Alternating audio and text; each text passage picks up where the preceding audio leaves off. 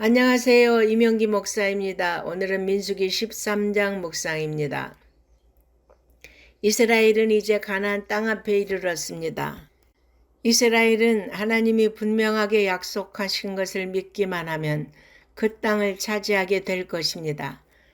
그러나 이스라엘 자손은 그 땅에 들어가기 전에 그 땅의 상황을 알아보기를 원했습니다.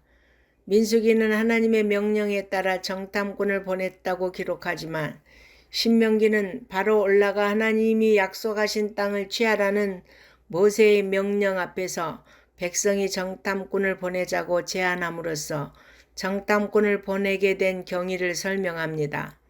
하나님은 이들의 인간적인 요청을 거절하지 않으시고 허용하시고 각 지파에서 지도자 한 명씩 뽑아 정탐꾼으로 보내라고 하셨습니다. 12 정탐꾼들은 가나안 땅에 들어가서 살펴야 하는 항목들을 매우 구체적으로 지시받았습니다. 정탐을 지시한 모세는 그 땅의 효과적인 정복을 위해 지시한 것인데 정탐꾼과 대부분의 백성은 그 땅을 정복할 수 있는지를 판단하기 위해 정탐을 원했던 것으로 보입니다. 가나안 땅 정복 여부는 그들이 결정할 문제가 아니었습니다. 그 땅의 정복은 하나님이 이미 결정하시고 약속하셨습니다. 불신앙은 이렇듯 스스로 결정하려는 교만으로 이어집니다.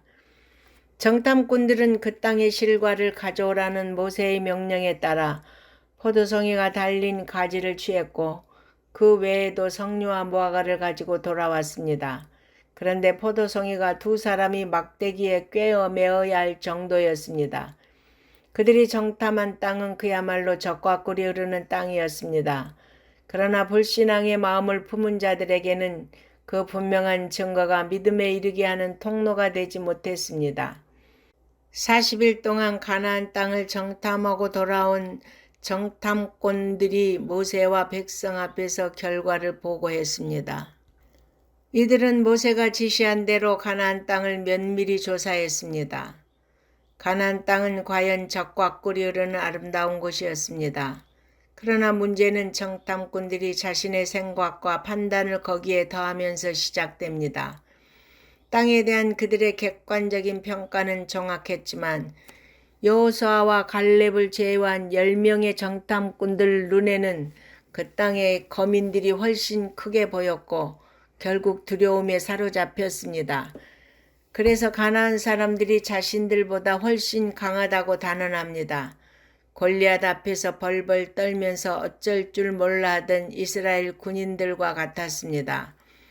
강한 대적들 앞에서 두려워 떨며 싸워보기도 전에 이미 패배한 그들은 하나님의 약속을 쉽게 버리고 말았습니다.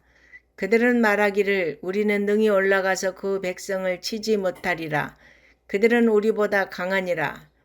거기서 네피림 후손인 아낙 자손의 거인들을 보았나니 우리는 스스로 보기에도 메뚜기 같으니 그들이 보기에도 그와 같았을 것이라. 그들은 싸워볼 생각도 하지 못했습니다. 지독한 패배의식이었습니다.